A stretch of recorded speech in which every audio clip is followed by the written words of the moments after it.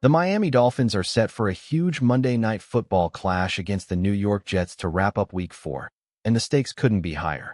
The biggest storyline surrounds the Jets' quarterback situation. Justin Fields, who's been sidelined in concussion protocol, has finally returned to the practice field. That's a major sign he's close to being cleared. If he were still dealing with symptoms, there's no way he'd be practicing. All signs now point to Fields being ready to suit up against Miami. That means the Dolphins' defense should prepare to face a mobile, dynamic quarterback under the bright lights of primetime. But the drama doesn't end there. Some around the league had speculated whether Fields would even remain the Jets' starter if he returned. Tyrod Taylor, stepping in over the last 2 weeks against Buffalo and Tampa Bay, played solid football and gave New York reasons to keep him in the mix. So the real question is this: will the Jets stick with Fields as their guy on Monday night? Or could Taylor's steady play spark a quarterback controversy? Either way, the Dolphins know they'll be tested. When you break down the numbers, Justin Fields and Tyrod Taylor have been almost identical through the first 3 weeks. Both have accounted for 3 touchdowns, their completion percentages are nearly the same, and their passer ratings are right in line with each other. The only real difference is that Fields adds extra yards with his legs, especially from that big rushing performance against Pittsburgh in Week 1. Still, the Jets gave Fields a major contract, and that makes the decision clear. He's the starter moving forward. Their head coach confirmed it, so Miami knows exactly who they'll be facing on Monday night. That means the Dolphins' defense has one mission above all: contain Justin Fields.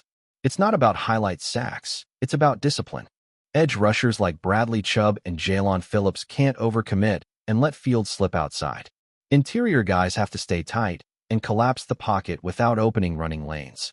Because here's the truth: if Miami lets Fields escape and start piling up first downs with his legs, this game gets a whole lot harder. But if the Dolphins stay disciplined and force him to win as a passer, the advantage swings back to Miami. The last time Justin Fields faced the Miami Dolphins was back in November of 2022, when he was with the Chicago Bears. And if you remember that game, it was a nightmare for Miami's defense. Fields threw efficiently, piled up over 300 total yards, accounted for 4 touchdowns, and, most memorably, ran for 178 yards. That set an NFL single-game rushing record for a quarterback. The Dolphins escaped with the win that day, but they were gashed by Fields' legs. That cannot happen again under the primetime lights. One adjustment Miami should consider: getting Willie Gay Jr. more involved. His athleticism and range make him the kind of linebacker who can actually track Fields down.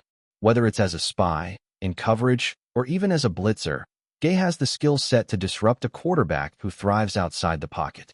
And here's the kicker: despite barely playing, he's been Miami's highest-graded defender on Pro Football Focus. Week 1, he didn't see the field at all. Week 2, just 3 snaps. Week 3 against Buffalo, 8 snaps. Yet in that limited action, he's graded out higher than anyone else on defense. That's why the call is simple: get Willie Gay Jr. more snaps. He brings something this defense badly needs against a quarterback like Fields: speed, versatility, and the ability to close space in a hurry. If Miami wants to avoid a repeat of 2022, Gay could be the X factor. Willie Gay Jr. has shown in limited snaps that he can be a difference-maker for Miami. Whether it's rushing the passer, dropping into coverage, or spying the quarterback, he adds speed and versatility this defense needs. Pro Football Focus backs it up too. His small sample of plays has graded out extremely well. That's exactly the type of weapon the Dolphins should unleash against Justin Fields. Now, shifting to the Jets' side, there are some major injury concerns heading into Monday night. Defensive end Jermaine Johnson is dealing with an ankle issue and is listed week to week. That's a significant storyline. Johnson, a former first-round pick, was off to a strong start this season after missing almost all of last year with a torn Achilles. Losing him would be a serious blow to New York's pass rush. The Jets also traded for young cornerback Jarvis Brownlee Jr., but he too is battling an ankle injury and is questionable for Week 4. If Johnson can't go, the Jets' defensive front looks a lot less intimidating. Sure, Will McDonald has flashed his potential, and Quinnen Williams remains one of the most dominant interior linemen in football. But outside of those two, the depth just isn't there. Players like Michael Clemens and Harrison Phillips haven't been difference makers. So here's the bottom line: if Jermaine Johnson is sidelined, Miami's offensive line will have a huge opportunity to control the trenches. Neutralize Williams, contain McDonald, and suddenly the Dolphins' offense could dictate the pace all night long. The Dolphins need to take full advantage of the Jets' injuries on defense. Of course, nobody wants to see players get hurt, but in the NFL, you have to capitalize on opportunities when they come. And right now, New York could be missing key pieces in the front seven and secondary. This is where Miami's offense can take over. Control the line of scrimmage, lean on the ground game, and force the Jets to play from behind. If the Dolphins execute, there's no reason they can't put up 24 to 27 points in this matchup.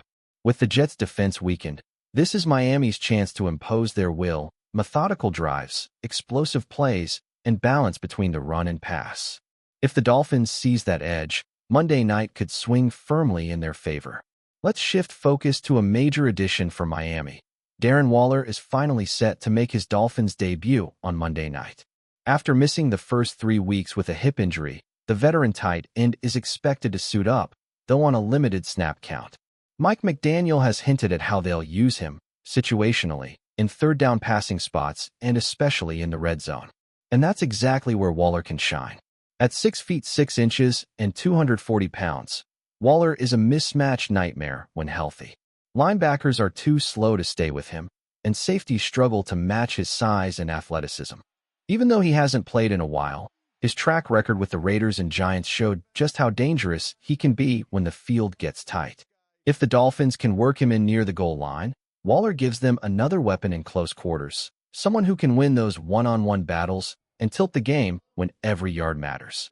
Paired with Miami's other playmakers, he could be the X factor that turns red zone trips into touchdowns. Hopefully, Darren Waller can quickly become part of Miami's red zone attack. Even on limited snaps, he has the size and skill set to make an immediate impact, and it wouldn't be surprising to see him find the end zone in his Dolphins debut. Another bright spot for Miami this season has been left tackle Patrick Paul. Head coach Mike McDaniel praised his growth, saying that if no one is talking about him, it means he's doing his job. And that's exactly what Paul has done, quietly becoming one of the most reliable young linemen in the league. Through 3 weeks, Paul has graded among the top pass-blocking tackles in the NFL. He hasn't allowed a single penalty, ranks 11th in fewest pressures allowed, and sits inside the top 10 in pass-blocking efficiency. For a second-year player, that's a massive development. With injuries along the line, his consistency has been a silver lining in what's otherwise been a tough start to the season. On the injury front, Miami will be without cornerback Storm Duck for the 3rd straight week, though he's likely to return in Week 5. Rookie Jason Marshall Jr. is also expected to miss Monday's matchup, while safety Ifeatu Melifonwu remains questionable with a calf issue. As kickoff approaches, the Dolphins have challenges, but also clear opportunities. With Darren Waller returning, Patrick Paul emerging, and the Jets dealing with injuries of their own, this Monday Night Football clash is shaping up to be one of the defining games of Miami's early season.